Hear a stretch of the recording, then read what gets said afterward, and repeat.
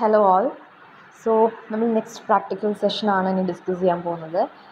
അപ്പോൾ ഇത്രയും നാൾ നമ്മൾ ഡിസ്കസ് ചെയ്തിട്ടുണ്ടായിരുന്നത് risk and returns of portfolio and individual securities ആയിരുന്നു. അപ്പോൾ അതിൽ ഇൻഡിവിജ്വൽ സെക്യൂരിറ്റീസിൻ്റെ റിസ്ക്കും റിട്ടേണും അതുപോലെ പോർട്ട്ഫോളിയോൻ്റെ റിസ്ക്കും റിട്ടേണും ആണ് നമ്മൾ ഇത്ര നാൾ ഡിസ്കസ് ചെയ്തത്. ഇനി നമ്മൾ പുതിയത് നോക്കുകയാണ്, that is valuation of bonds. ബോണ്ടിൻ്റെ അതായത് ഒരു ഡെറ്റ് സെക്യൂരിറ്റിയുടെ വാല്യുവേഷൻ എങ്ങനെയായിരിക്കും എന്നാണ് നമ്മൾ നോക്കാൻ പോകുന്നത്. സോ വാല്യുവേഷൻ ഓഫ് ബോണ്ട് എന്ന് പറഞ്ഞു കഴിഞ്ഞാൽ നമ്മുടെ കയ്യിൽ നമ്മളൊരു ബോണ്ട് വെച്ചിട്ടുണ്ടെങ്കിൽ, ബോണ്ട് മീൻസ് ഡിബെഞ്ചർ പോലെ തന്നെ, പക്ഷെ അത് പബ്ലിക് കമ്പനീസാണ്, അതായത് ഗവൺമെൻറ് കമ്പനീസാണ് ഇഷ്യൂ ചെയ്യുന്നതെങ്കിൽ ആ ഒരു ഡെറ്റ് സെക്യൂരിറ്റീനെ നമ്മൾ ബോണ്ടെന്ന് വിളിക്കും.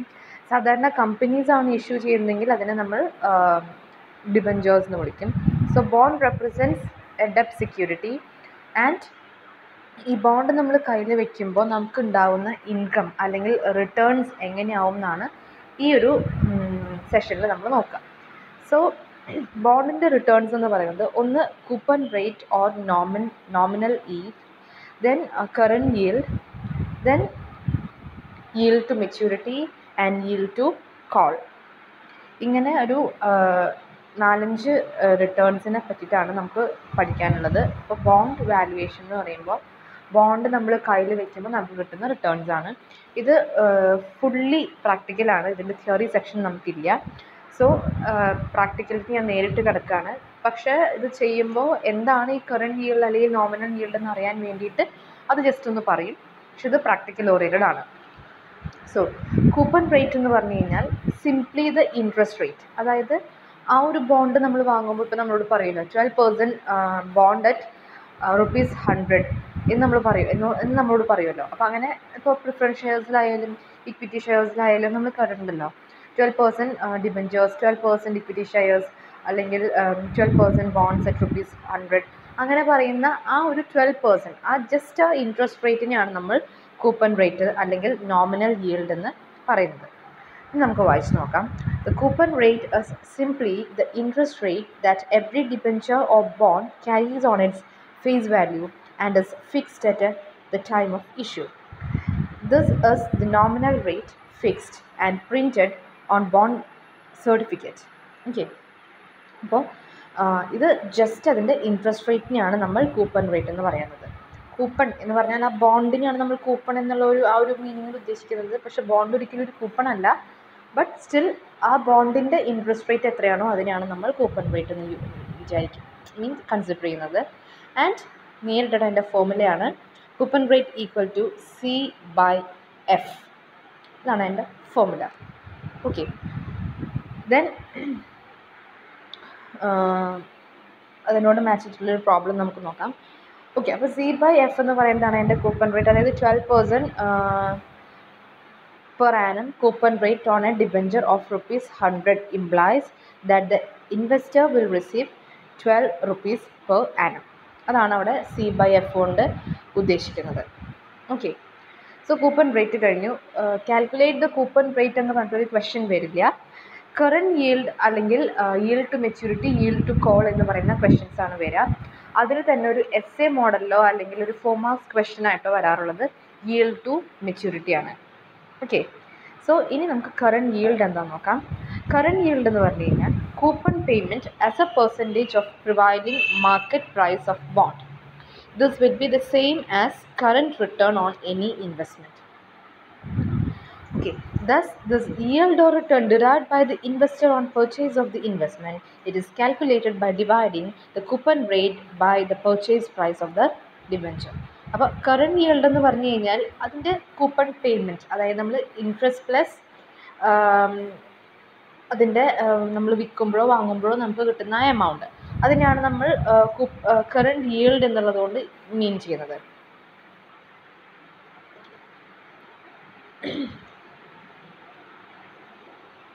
ഓക്കെ, അപ്പോൾ current yield equal to C/PO. C എന്ന് പറയുന്നത് annual interest rate receivable from the bond. PO എന്ന് പറയുന്നത് current market price of the bond. അപ്പോൾ ഇത്രയുമാണ് ഇതിൻ്റെ തിയറി പോർഷനിൽ നമുക്ക് പഠിക്കാനുള്ളത്. ഇനി നമുക്കതിൻ്റെ ഇല്ലസ്ട്രേഷൻ നോക്കാം. പ്രോബ്ലംസ് വരില്ല ഇങ്ങനത്തെ ഒന്നും, വളരെ സിമ്പിളാണ്, 2 മാർക്സിന് പോലും ഉള്ളതല്ല. ഇത് വരാറില്ല, എന്നാലും നമുക്ക് ജസ്റ്റ് ഒന്ന് നോക്കാം. An investor buys a 10,000 rupees 100 debenture of ABC company at rupees 90. Calculate the current yield on the instrument. Current yield എന്ന് പറഞ്ഞാൽ 100 രൂപയുടെ ഡിബെഞ്ചർ 90 റുപ്പീസിനാണ് മേടിച്ചിട്ടുള്ളത്. അതിൻ്റെ കറണ്ട് yield എത്രയാണെന്ന് നോക്കാനാണ് പറഞ്ഞിട്ടുള്ളത്. അപ്പോൾ C/PO എന്നാണ് നമ്മുടെ ഫോർമുല.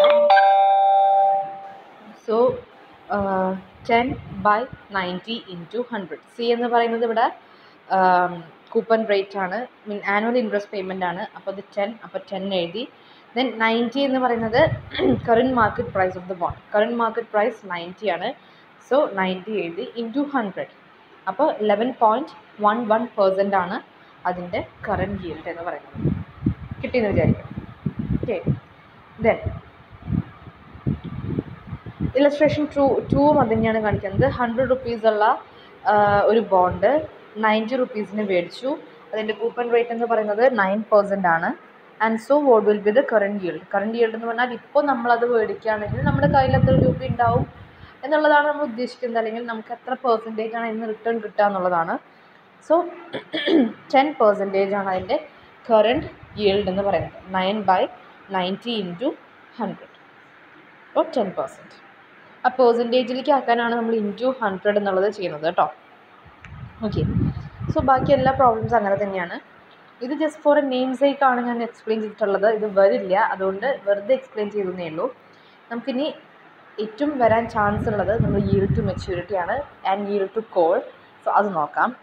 yield to maturity എന്ന് പറഞ്ഞു കഴിഞ്ഞാൽ സിംപ്ലി മീൻസ് നമ്മളൊരു ബോണ്ട് മേടിച്ച് അത് ഒരു മെച്യൂരിറ്റി ഡേറ്റ് ആവുന്നത് വരേക്കും നമ്മുടെ കയ്യിൽ അത് വെച്ച്, അത് മെച്യൂരിറ്റി ഡേറ്റ് കഴിയുമ്പോൾ നമ്മളത് വിറ്റ് കഴിയുമ്പോൾ നമ്മുടെ കയ്യിൽ വരുന്ന സം ടോട്ടൽ എമൗണ്ട് എത്രയാണോ അതിനാണ് നമ്മൾ yield to maturity എന്ന് പറയുന്നത്. മെച്യൂരിറ്റി വരെയുള്ള നമ്മുടെ കയ്യിലുള്ള yield.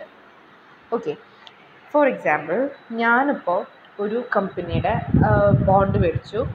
അത് ഞാനൊരു 5 കൊല്ലത്തിൻ്റെ ബോണ്ടാണ് മേടിച്ചിരിക്കുന്നത്. ഓക്കെ, അപ്പോൾ 2025 മെച്യൂരിറ്റി വരുന്ന ഒരു ബോണ്ട് ഞാൻ 2020 ഈ കൊല്ലം മേടിച്ചു. ആ ബോണ്ടിൻ്റെ ഇൻട്രസ്റ്റ് റേറ്റ് എന്ന് പറയുന്നത് 10% ആണ്. അപ്പോൾ എന്ന് പറഞ്ഞു കഴിഞ്ഞാൽ ഈ ബോണ്ട് ഞാൻ മേടിച്ച് 2025 വരെയുള്ള ആ 5 കൊല്ലം എൻ്റെ കയ്യിൽ ആ ബോണ്ട് ഞാൻ വെക്കുമ്പോൾ അതിൻ്റെ മേലെ എനിക്ക് കിട്ടുന്ന ഇൻട്രസ്റ്റ് ഓൺ ഇൻട്രസ്റ്റ്, ആ ഇൻട്രസ്റ്റ് കിട്ടുന്നതിൻ്റെ മേലെ കിട്ടുന്ന ഇൻട്രസ്റ്റ്, കൂപ്പൺ റേറ്റ്, പിന്നെ 5 കൊല്ലം കഴിഞ്ഞ് ഞാനത് വിൽക്കാൻ തീരുമാനിക്കുകയാണെങ്കിൽ ആ വിറ്റ് കിട്ടുന്ന കാശ്. അപ്പോൾ ഇൻട്രസ്റ്റ്, കൂപ്പൺ റേറ്റ് എന്ന് പറഞ്ഞാൽ ഇൻട്രസ്റ്റ് റേറ്റും പ്ലസ് ഇൻട്രസ്റ്റ് ഓൺ ഇൻട്രസ്റ്റും, then capital gain or loss, അതായത് ഞാൻ വിൽക്കുമ്പോൾ എനിക്ക് കിട്ടുന്ന നഷ്ടമോ ലാഭമോ. അപ്പോൾ അത്രയും ഇത്ര കാലത്തെ എൻ്റെ കയ്യിലുള്ള മുഴുവൻ സമ്പാദ്യം, അതിനെയാണ് yield to maturity എന്ന് പറയുന്നത്. ആ ബോണ്ട് മെച്യൂരിറ്റി ആവുന്നത് വരേക്കും എൻ്റെ കയ്യിൽ ഞാനത് വെച്ച് അവസാനം ഞാനത് വിറ്റ് കഴിയുമ്പോൾ എനിക്ക് വരാൻ പോകുന്ന അത്ര നാളത്തെ എൻ്റെ ഇൻട്രസ്റ്റ്, കൂപ്പൺ റേറ്റ്, ദെൻ വിറ്റ് കഴിയുമ്പോൾ ഉണ്ടാകുന്ന ക്യാപിറ്റൽ ഗെയിൻ ഓർ ലോസ്, ഇതിൻ്റെ എല്ലാത്തിൻ്റെയും സം ടോട്ടലിനെ നമ്മൾ yield to maturity എന്ന് പറയും. ഇനി ഈ ഒരു പ്രോബ്ലം നമ്മൾ ചെയ്യുമ്പോൾ ഏറ്റവും അവസാനം നമ്മൾ ഇൻ്റർപ്രിട്ടേഷൻ കൊടുക്കണം. അതായത് വാങ്ങുന്നതാണോ വിൽക്കുന്നതാണോ നല്ലത്, അല്ലെങ്കിൽ ഇപ്പോൾ അത് വാങ്ങണോ വിൽക്കണോ എന്നുള്ള ഒരു ഇൻ്റർപ്രിട്ടേഷൻ നമ്മളവിടെ കൊടുക്കണം. ഓക്കെ, ഇത് പ്രോബ്ലം ചെയ്യുമ്പോൾ മനസ്സിലാവും. ഇനി നമുക്ക് yield to maturity YTM വായിക്കാം. Yield to maturity is the most widely used measure to know the return on bonds. The yield or the return on the instrument is held till its maturity is known as yield to maturity. Maturity ആവുന്ന വരെ ആ instrument കയ്യിൽ വെക്കുമ്പോൾ നമുക്കുണ്ടാവുന്ന yield അല്ലെങ്കിൽ റിട്ടേണിനെയാണ് നമ്മൾ yield to maturity എന്ന് വിളിക്കുന്നത്. It basically measures the total income earned by the investor over the entire life of the security. Entire time period കിട്ടുന്നതാണ്. Then the total income consists of the following: coupon income, interest on interest to the coupon rate, and capital gain or loss. Then YTM is defined as the compounded rate of return an investor is expected to receive from a bond purchased at the current market price and held to maturity. അത് നിങ്ങൾ തനിയെ വായിക്കുക. ഞാൻ പറഞ്ഞത് തന്നെയാണ് ഇവിടെ ഉദ്ദേശിക്കുന്നത്. ഒരു ബോണ്ട് മേടിച്ച് അത് മെച്യൂരിറ്റി ആവുന്നത് വരേക്കും അത് കയ്യിൽ വെക്കുമ്പോൾ നമുക്കുണ്ടാവുന്ന ആ എൻറ്റയർ yield അല്ലെങ്കിൽ ആ എൻറ്റയർ റിട്ടേണിനെയാണ് നമ്മൾ yield to maturity എന്ന് പറയുന്നത്. ഒപ്പം അതിൻ്റെ കൂടെ നമ്മൾ ആ മെച്യൂരിറ്റി കഴിഞ്ഞ് അത് വിൽക്കുകയാണെന്നുണ്ടെങ്കിൽ വിൽക്കുമ്പോൾ നമുക്ക് കിട്ടുന്ന capital gain or capital loss അതും കൂടി ഇൻകോർപ്പറേറ്റ് ചെയ്തിട്ടുള്ള സം ടോട്ടലിനെയാണ് നമ്മൾ yield to maturity എന്ന് പറയുന്നത്. ഈ ഒരു കോൺസെപ്റ്റ് ഇതാണ് അതിൻ്റെ ക്രക്സ് എന്ന് പറയുന്നത്. ഈ ഒരു കോൺസെപ്റ്റാണ് ഇതിൽ മുഴുവൻ എക്സ്പ്ലെയിൻ ചെയ്തിട്ടുള്ളത്. തനിയെ വായിക്കുക, ഇതിൻ്റെ ക്രക്സ് മനസ്സിലായെന്ന് വിചാരിക്കണം. ഇനി നമുക്ക് സ്ട്രെയിറ്റ് അവേ പ്രോബ്ലത്തിലേക്ക് പോകാം. ഓക്കെ, അതിന് മുന്നൊരു കാര്യം കൂടെ, പാറ ആണെന്നുണ്ടെങ്കിൽ coupon rate equal to current yield equal to YTM ആയിരിക്കും. ഡിസ്കൗണ്ടിലാണ് കൊടുത്തിട്ടുണ്ടെന്നുണ്ടെങ്കിൽ coupon rate less than current yield less than YTM. Then പ്രീമിയത്തിലാണ് നമ്മൾ മേടിച്ചിട്ടുള്ളതെന്നുണ്ടെങ്കിൽ coupon rate greater than current yield greater than YTM. Okay, അതൊരു പ്രോബ്ലം ചെയ്യുമ്പോഴാണ് അത് എന്താണ് മീൻ ചെയ്യുന്നത് എന്നുള്ളത് നമുക്ക് മനസ്സിലാവുള്ളൂ. നോക്കാം. A 4-year bond with 7% coupon rate and the maturity value of ₹1,000 is currently selling at ₹905. What is its yield to maturity? So ഇതാണ് നമ്മുടെ ക്വസ്റ്റ്യൻ. വളരെ ചെറിയൊരു ക്വസ്റ്റ്യൻ ആയിരിക്കും. ഇനി അതിൻ്റെ സൊല്യൂഷൻ എന്താണെന്ന് നോക്കാം. സൊല്യൂഷൻ ഇവിടെ 2 ടൈപ്പിലാണ് സൊല്യൂഷൻ പറഞ്ഞിട്ടുള്ളത്. ഒന്നുകിൽ സ്കെഡ്യൂൾ പോലെ cash flow, PV for 10% and PV of CF എന്ന് പറഞ്ഞിട്ട് നമുക്ക് കാണാം. ഈ PV എന്ന് പറഞ്ഞു കഴിഞ്ഞാൽ നമുക്ക് ഇപ്പോൾ നമ്മൾ നോക്കുന്നത് എന്താണെന്ന് വെച്ചാൽ ഈ yield to maturity നമ്മൾ ചെയ്യുന്നത് പ്രസൻറ്റ് വാല്യൂ എന്ന് പറയുന്ന ആ കോൺസെപ്റ്റ് യൂസ് ചെയ്തിട്ടാണ് yield to maturity പ്രോബ്ലംസ് നമ്മൾ കാൽക്കുലേറ്റ് ചെയ്യുന്നത്. അതിൻ്റെ മീനിങ് എന്താണെന്ന് പറഞ്ഞു കഴിഞ്ഞാൽ എന്തിനാണ് ഇപ്പോൾ ഈ yield to maturity നമ്മൾ കണ്ടുപിടിക്കുന്നതെന്ന് പറഞ്ഞു കഴിഞ്ഞാൽ ഞാനിപ്പോൾ നമ്മളെല്ലാവരും ഒരു പ്രൂഡൻ്റ് ആയിട്ടുള്ള ഇൻവെസ്റ്ററാണ്. അപ്പോൾ 5 കൊല്ലം കഴിഞ്ഞാൽ എനിക്ക് കിട്ടാൻ പോകുന്ന റിട്ടേൺ അതിനോട് ഒരു ജസ്റ്റിസ് അല്ലെങ്കിൽ ഈ ഇന്നത്തെ വിലയ്ക്കത് വാങ്ങിച്ചാൽ അതിനപ്പുറം ഒരു റിട്ടേൺ എനിക്ക് 5 കൊല്ലത്തിന് ശേഷം കിട്ടുമോ അതറിയാനാണ് നമ്മൾ yield to maturity കണക്കാക്കുന്നത്. അതായത് കുറച്ചുകൂടെ സിമ്പിളായിട്ട് പറയുകയാണെന്നുണ്ടെങ്കിൽ ഇപ്പോൾ ഒരു കമ്പനി വന്നിട്ട് നിങ്ങളിപ്പോൾ ഇത് വാങ്ങിച്ചോളൂ, ഇത് ₹1000 ഷെയർ അല്ലെങ്കിൽ ബോണ്ടാണ്, അത് നിങ്ങൾക്കിപ്പോൾ ₹905 ഞങ്ങൾ തരുന്നത്, നിങ്ങൾക്കത് വലിയ ഉപകാരമാണെന്നൊക്കെ പറഞ്ഞിട്ട് ജസ്റ്റ് മാർക്കറ്റിംഗ് ചെയ്യുകയാണെങ്കിൽ പ്രൂഡൻ്റ് ആയിട്ടുള്ള ഇൻവെസ്റ്റേഴ്സ് ചിന്തിക്കേണ്ടത് 5 കൊല്ലത്തിന് ശേഷം എനിക്ക് ഇതിൽ നിന്നും കിട്ടാൻ പോകുന്ന എൻറ്റയർ yield ആ കാശ് ഞാൻ ഇന്ന് ₹905 കൊടുത്തത് മേടിച്ചാൽ അതിനും അപ്പുറമുള്ള ഒരു yield എനിക്ക് കിട്ടുമോ, അതായത് ₹905 കൂടുതലായിരിക്കുമോ എനിക്ക് അതിൽ നിന്നും കിട്ടാൻ പോകുന്ന yield, അതോ കുറവായിരിക്കുമോ, അത് ഇപ്പം തന്നെ അറിയാൻ വേണ്ടിയിട്ടാണ് നമ്മൾ എന്ത് ചെയ്യുന്നത് yield to maturity കണക്കാക്കുന്നത്. അല്ലാതെ വെറുതെ അവർ പറയുന്നത് കേട്ട് നമ്മൾ ഇൻവെസ്റ്റ് ചെയ്ത് കഴിഞ്ഞാൽ 5 കൊല്ലം കഴിയുമ്പോൾ നമ്മുടെ മണിയുടെ വാല്യൂ കുറയും. അപ്പോൾ അങ്ങനെ കുറയുമ്പോൾ നമ്മൾ ഇന്ന് കൊടുത്തതിൻ്റെ ആ ഒരു വർത്ത് നമുക്ക് 5 കൊല്ലം കഴിഞ്ഞാൽ കിട്ടണം എന്നില്ല. അണ്ടർസ്റ്റാൻഡ്? മനസ്സിലായെന്ന് വിചാരിക്കണം. അപ്പോൾ അതറിയാൻ വേണ്ടിയിട്ടാണ് നമ്മൾ ഈ present value discounting factor use ചെയ്തിട്ട് നമ്മൾ ആ ഒരു വാല്യൂ മണിയുടെ വാല്യൂ നമ്മൾ കണ്ടുപിടിക്കുന്നതും. അങ്ങനെ കണ്ടുപിടിച്ചതിന് ശേഷം നമ്മളിപ്പോൾ കാൽക്കുലേറ്റ് ചെയ്തിട്ടുള്ള ആൻസർ നമ്മൾ ഇന്ന് കൊടുക്കാൻ പോകുന്ന തുകയേക്കാൾ കൂടുതലാണെങ്കിൽ we can buy it now. അല്ല നമുക്ക് കണ്ടുപിടിച്ച് കിട്ടുന്ന ആൻസർ കുറവാണെന്നുണ്ടെങ്കിൽ, അതായത് വാങ്ങുന്ന വിലയേക്കാൾ കുറവാണെന്നുണ്ടെങ്കിൽ we don't go for purchasing it. Okay, അപ്പോൾ അതിനാണ് ഈ yield to maturity കണ്ടുപിടിക്കുന്നത്. PV ഫാക്ടർ യൂസ് ചെയ്യുന്നതിൻ്റെ മീനിങ്ങും അതാണ്. കിട്ടിയെന്ന് വിചാരിക്കണം. അപ്പോൾ ഇതിൽ നമുക്ക് 2 മെത്തേഡിലാണ് yield to maturity കണ്ടുപിടിക്കുക. ഏറ്റവും ഈസിയസ്റ്റ് ആയിട്ടുള്ള മെത്തേഡ് നിങ്ങൾക്ക് കാണാം സ്കെഡ്യൂളിന് താഴെ ഓർ എന്ന് പറഞ്ഞിട്ട് 70 × PVFA എന്ന് പറഞ്ഞിട്ടുള്ളത് കാണാം. അതാണ് ഏറ്റവും ഈസി ആയിട്ട് കണ്ടുപിടിക്കാനുള്ളത്. ആ സ്കെഡ്യൂൾ വെച്ച് കണ്ടുപിടിക്കുന്നതിനേക്കാളും ഏറ്റവും ഈസിയസ്റ്റ് ഫോമാറ്റ് ഇതാണ്. അപ്പോൾ അതെങ്ങനെയാണെന്ന് വെച്ച് കഴിഞ്ഞാൽ PVFA എന്ന് പറയുന്നതിൻ്റെ വാല്യൂയും PVF എന്ന് പറയുന്നതിൻ്റെ വാല്യൂവും ക്വസ്റ്റ്യൻ പേപ്പറിൽ തരും. ജസ്റ്റ് അതൊന്ന് സബ്സ്റ്റിറ്റ്യൂട്ട് ചെയ്താൽ മാത്രം മതി. അപ്പോൾ PVFA അല്ലെങ്കിൽ PVF എന്ന് പറഞ്ഞിട്ടുള്ള വാല്യൂ തരും എന്ന് പറഞ്ഞാൽ ഒന്നെങ്കിൽ ഒരു ഫുൾ ടേബിളായിട്ടായിരിക്കും തരിക, ഒരു എന്താ പറയുക 1 to 10 ഇയേഴ്സ് വരെയുള്ള പെർസെൻറ്റേജും ഇയേഴ്സുമായിട്ടുള്ള ഒരു ചെറിയൊരു പേജിലായിരിക്കും തരിക. അല്ലാന്നുണ്ടെങ്കിൽ 1 to 5 ആയിട്ട് തരും. അല്ലെങ്കിൽ പിന്നെ നേരിട്ട് നിങ്ങൾക്ക് അതിൻ്റെ തന്നെ വാല്യൂ നിങ്ങൾക്ക് തരും. ഓക്കെ, അപ്പോൾ അതൊന്ന് ജസ്റ്റ് കണ്ടുപിടിച്ച് അല്ലെങ്കിൽ അത് ജസ്റ്റ് നോക്കി ഒന്ന് സബ്സ്റ്റിറ്റ്യൂട്ട് ചെയ്താൽ കിട്ടാവുന്നതേ ഉള്ളൂ ഈ yield to maturity എന്ന് പറഞ്ഞാൽ. വളരെ സിമ്പിളാണ്, ബട്ട് സ്റ്റിൽ അത് എക്സാമിന് വരാറുണ്ട്. അപ്പോൾ ഇതെങ്ങനെ കണ്ടുപിടിക്കുക എന്ന് വെച്ചാൽ ക്യാഷ് ഫ്ലോ ഇൻറ്റു PVFA ബ്രാക്കറ്റിൽ year and interest rate plus നമ്മുടെ വാല്യൂ, അതിൻ്റെ കൂപ്പൺ റേറ്റ് അല്ല, ഫേസ് വാല്യൂ 1000 rupees ആണല്ലോ, 1000 into PVF present value factor ബ്രാക്കറ്റിൽ വീണ്ടും 410. 4 എന്ന് പറയാനുള്ള കാരണം എന്താ, ഇത് 4 ഇയേഴ്സിൻ്റെ ബോണ്ടാണ്. മെച്യൂരിറ്റി പീരീഡ് എന്ന് പറയുന്നത് 4 ഇയേഴ്സ് ആണ്. അതുപോലെ അതിൻ്റെ കൂപ്പൺ റേറ്റ് എന്ന് പറയുന്നത് 10 ആണ്. അതുകൊണ്ടാണ് 10ഉം 4ഓടെ വരാൻ കാരണം. സോ നിങ്ങൾ ഇത്രേ ചെയ്യണ്ടു. ഇവിടെ ഇതിൻ്റെ ഫോർമുല എന്ന് പറയുന്നത് cash flow into PVFA, that is present value factor, annuity factor, then ബ്രാക്കറ്റിൽ ഇയറും ഇൻട്രസ്റ്റ് റേറ്റും plus face value into PVF present value factor ബ്രാക്കറ്റിൽ ഇയറും ഇൻട്രസ്റ്റ് റേറ്റും, അതായത് കൂപ്പൺ റേറ്റും.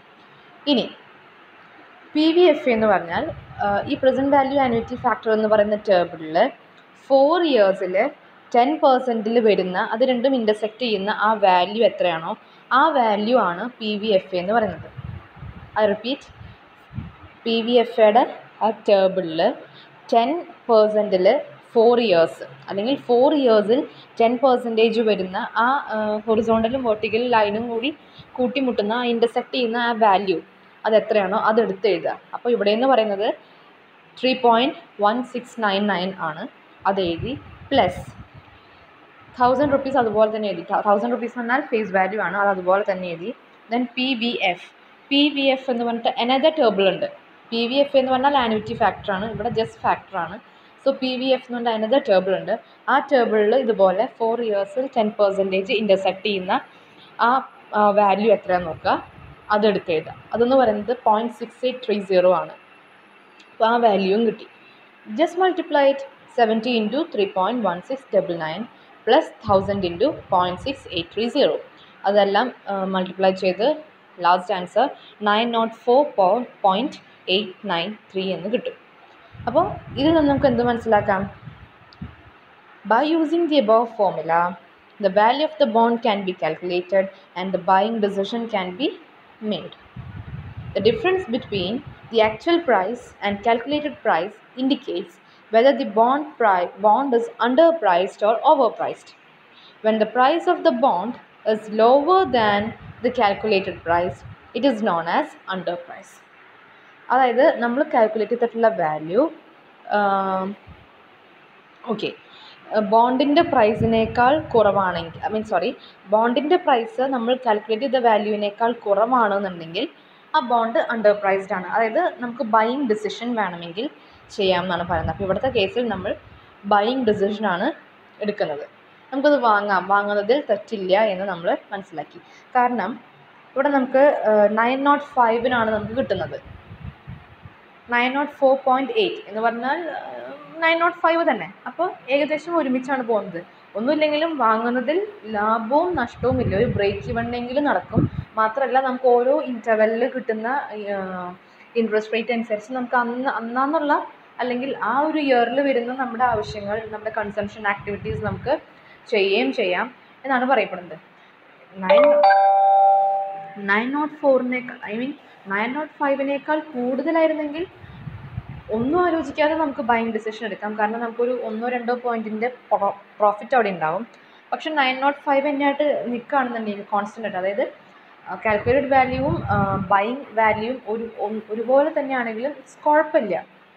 ഓക്കെ, ബ്രേക്ക് ഈവൺ, അതായത് നമുക്ക് നമ്മുടെ കാര്യം നടക്കും, പ്രോഫിറ്റ് ഒന്നും ഉണ്ടാവില്ല, നോ പ്രോഫിറ്റ് നോ ലോസ് ആയിരിക്കും.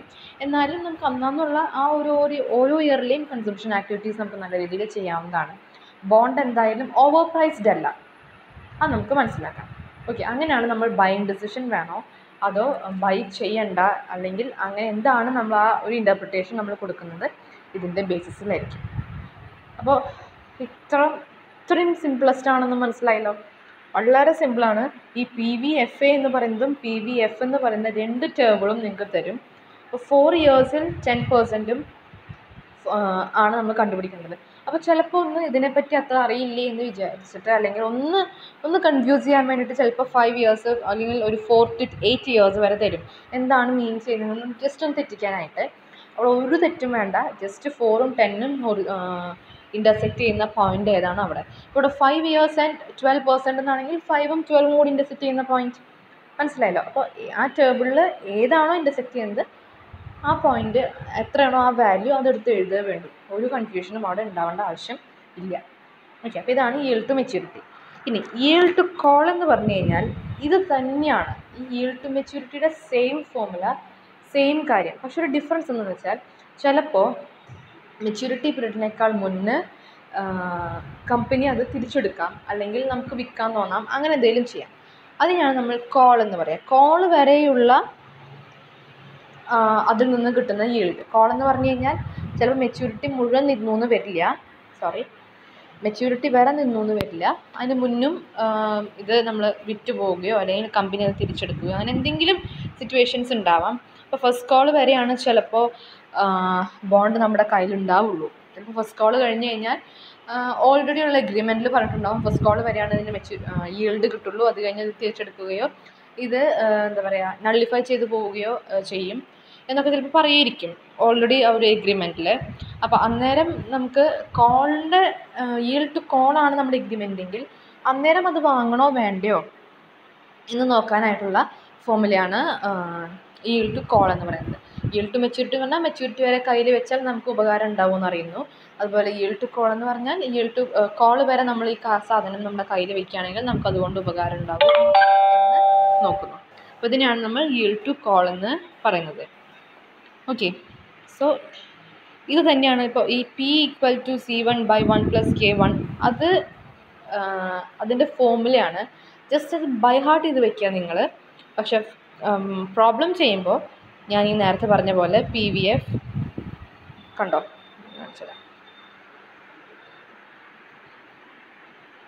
ഈ ഈ PVF എന്ന് പറയുന്ന അത് വെച്ചിട്ട് പ്രോബ്ലം ചെയ്താൽ മതി. അത് വെച്ചിട്ട് പ്രോബ്ലം ചെയ്യുക. ഫോർമുല പഠിക്കുമ്പോൾ ഈ ഫോർമുല പഠിക്കാം. ഓക്കെ, അപ്പോൾ നമ്മളോട് പറഞ്ഞിരിക്കുന്നത് കറണ്ട് yield കണ്ടുപിടിക്കണം, yield to call കണ്ടുപിടിക്കണം, yield to maturity കണ്ടുപിടിക്കണം. And this is the way the question arrives. Okay, അപ്പോൾ Surya Limited has 14% debenture with face value of ₹100 that matures at par in 15 years. Then the debenture is callable in 5 years at ₹114 and it currently sells for 105. Calculate the following. അപ്പോൾ നമ്മളോട് current yield കണ്ടുപിടിക്കുക, yield to call കണ്ടുപിടിക്കുക, yield to maturity കണ്ടുപിടിക്കുക. Simple, കണ്ടുപിടിക്കാം.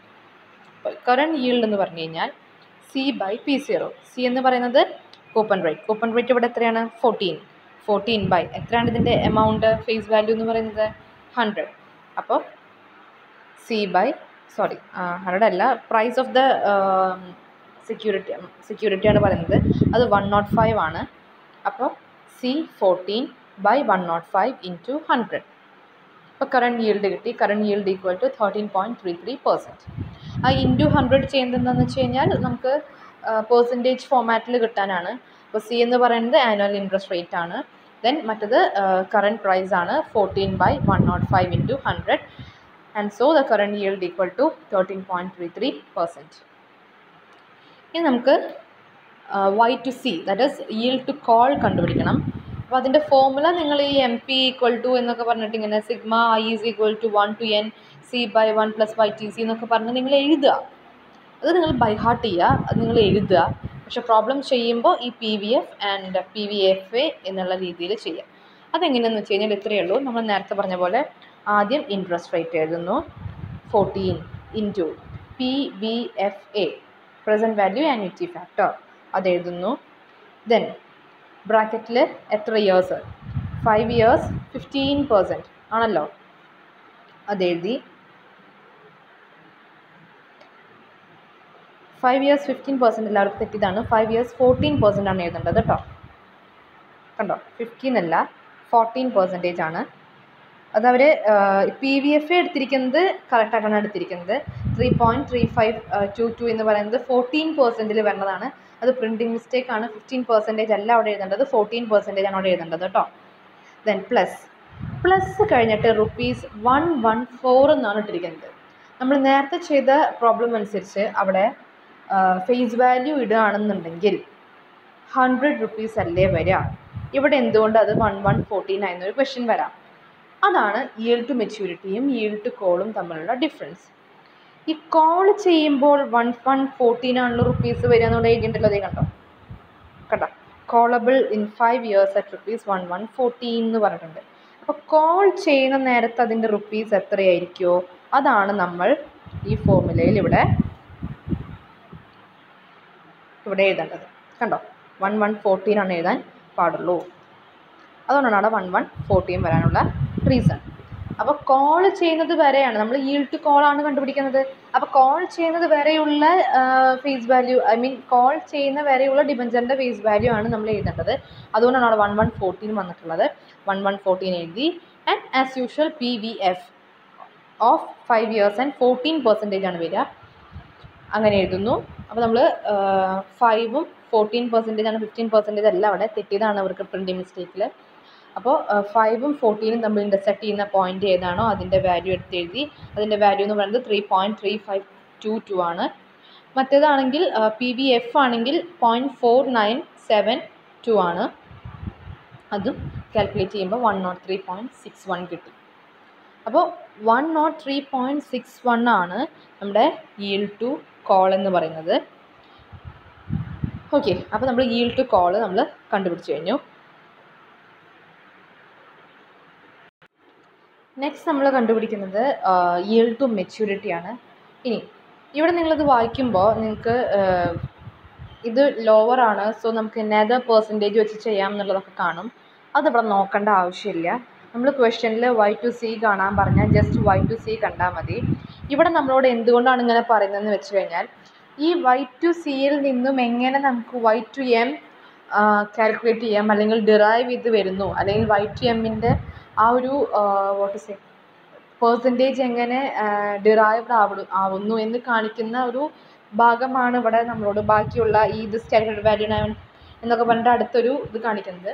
അത് നമുക്ക് ആവശ്യമില്ല. നമ്മളോട് Y2C കണ്ടുപിടിക്കാൻ പറഞ്ഞാൽ Y2C വരെ കണ്ടുപിടിച്ച് ഡബിൾ അണ്ടർലൈൻ ചെയ്യുക, അവിടെ നിർത്തുക. പിന്നെ ഈ ഇൻറ്റർപോളേഷൻ ഫോർമുല വെച്ചിട്ട് ഇങ്ങനെ ചെയ്യേണ്ട ഒരു ആവശ്യം ഇല്ല. Okay, yes. നെക്സ്റ്റ് ഇനി കണ്ടുപിടിക്കാനുള്ളത് yield to മെച്യൂരിറ്റി ആണ്. yield to മെച്യൂരിറ്റി എന്ന് പറയുമ്പോൾ ഒന്നുമില്ല, നേരത്തെ ചെയ്ത പോലെ തന്നെയാണ്. ആകെ ഒരു ഡിഫറൻസ് വരുന്നത് ഈ ഭാഗത്താണ്. അതായത് നേരത്തെ നമ്മൾ കോൾ ചെയ്യുന്ന വരെയുള്ള വാല്യൂ ആണ് ഇട്ടിട്ടുള്ളത്. കണ്ടോ, ഈ 100 ആണ് ഇവിടെ വരുന്ന വ്യത്യാസം. നേരത്തെ Y2C കാണുമ്പോൾ debenture is callable for 5 years at ₹114 എന്ന് പറഞ്ഞു. അതുകൊണ്ട് Y2 കോൾ കണ്ടപ്പോൾ നമ്മൾ ഫേസ് വാല്യൂവിന് പകരം കോൾ വാല്യൂ ഇട്ടു 114 എന്ന്. ഇവിടെ നമ്മൾ Y2 മെച്യൂരിറ്റി ആണ് കാണുന്നത്. അതുകൊണ്ട് യെസ്, എത്രയാണോ ഫേസ് വാല്യൂ അത് തന്നെയാണ് നേരിട്ടിടുക. ഫേസ് വാല്യൂ ₹100 ആണ്, അതുകൊണ്ട് ഇവിടെ 100 ഇട്ടു. ഈ ഒരു വ്യത്യാസം മാത്രമേ Y2Cയും Y2Mഉം, അതായത് yield to കോളും yield to മെച്യൂരിറ്റിയും തമ്മിൽ വരുന്നുള്ളൂ.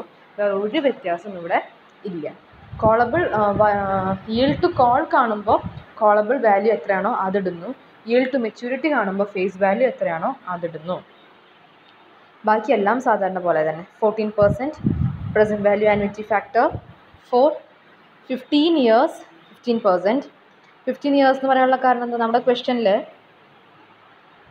കണ്ടോ മെച്യൂർസ് അറ്റ് പാർ, കണ്ടോ മെച്യൂർസ് അറ്റ് പാർ ഇൻ 15 years എന്നാണ് പറഞ്ഞിരിക്കുന്നത്. അപ്പോൾ നമ്മൾ Y2C കാണുമ്പോൾ 15 yearsനുള്ളത് കാണണം. ഇവിടെ നമ്മൾ കോളിൽ നമ്മൾ 5 years ഇട്ടത് കാരണം കോളബിൾ ഇൻ 5 years എന്ന് പറഞ്ഞിട്ടുണ്ട്. അതുകൊണ്ട് കോളിൽ നമ്മൾ 5 years ഇട്ടു. മെച്യൂരിറ്റിയിൽ 15 years കഴിയുമ്പോൾ മെച്യൂരിറ്റി ആവണേന്ന് പറഞ്ഞു. അതുകൊണ്ട് ഇവിടെ ഇയേഴ്സ് നമ്മൾ 15 ഇട്ടു. ഈ രണ്ട് ഡിഫറൻസ് മാത്രമേ Y2Cയും Y2Mഉം തമ്മിലുള്ളൂ. ജസ്റ്റ് അതുപോലെ തന്നെ 15 years at 15% ഇൻ്റർസെക്റ്റ് ചെയ്യുന്ന ആ വാല്യൂ ഏതാണോ അതെടുത്ത് എഴുതുന്നു. അതുപോലെ 15 yearsഉം 15%ഉം PVFൽ ഇൻ്റർസെക്റ്റ് ചെയ്യുന്ന വാല്യൂ ഏതാണോ അതും എഴുതുന്നു. രണ്ടും കൂടി മൾട്ടിപ്ലൈ ചെയ്യുന്നു, ദെൻ ആഡ് ചെയ്യുന്നു, ലാസ്റ്റ് ആൻസർ കിട്ടുന്നു. 94.15 എന്നുള്ള ആൻസർ നമുക്ക് കിട്ടുന്നു. സോ ഇത്രയേ ഉള്ളൂ നമ്മുടെ yield to maturity, yield to call എന്ന് പറയുന്നത്. ആക്ച്വലി നമ്മൾ ഇങ്ങനെ ചെയ്ത പോലെ ഒരു പ്രോബ്ലമാണ് വരിക. Calculate the current yield to maturity and yield to call എന്ന് പറഞ്ഞിട്ടുള്ള 3 എണ്ണമാണ് വരിക. അപ്പോൾ നമ്മൾ ഇതിൽ ചെയ്ത പോലെ തന്നെ PVAFും PVFും വെച്ചിട്ടുള്ള ഫോർമുല ചെയ്യുന്നു. കോളബിൾ എന്ന് പറഞ്ഞ് yield to call കാണുമ്പോൾ കോളബിൾ ഇയേഴ്സും കോളബിൾ പെർസെൻറ്റേജിലാണ്, അതുപോലെ കോളബിൾ വാല്യൂവിലാണ് നമ്മളത് കാണുക. yield to M എന്ന് പറഞ്ഞു കഴിഞ്ഞാൽ, അതായത് yield to maturity എന്ന് പറഞ്ഞാൽ മെച്യൂരിറ്റി അവസാനിക്കുന്നത് എത്ര ഇയേഴ്സ് ആണോ അതിൽ കാണുന്നു. ദെൻ കോൾ വാല്യൂവിന് പകരം നമ്മൾ ഫേസ് വാല്യൂ ആയിരിക്കും യൂസ് ചെയ്യുന്നുണ്ടാവുക. സോ ഇത്രയേ ഉള്ളൂ വാല്യുവേഷൻ ഓഫ് ബോണ്ട് എന്ന് പറഞ്ഞാൽ. അപ്പോൾ സിമ്പിളാണ്, ജസ്റ്റ് ഒന്ന് വായിച്ച് നോക്കിയാൽ മനസ്സിലാവുമെന്ന് വിചാരിക്കുന്നു. എന്തെങ്കിലും ഡൗട്ട് ഉണ്ടെന്നുണ്ടെങ്കിൽ feel free to ask. Okay, thank U.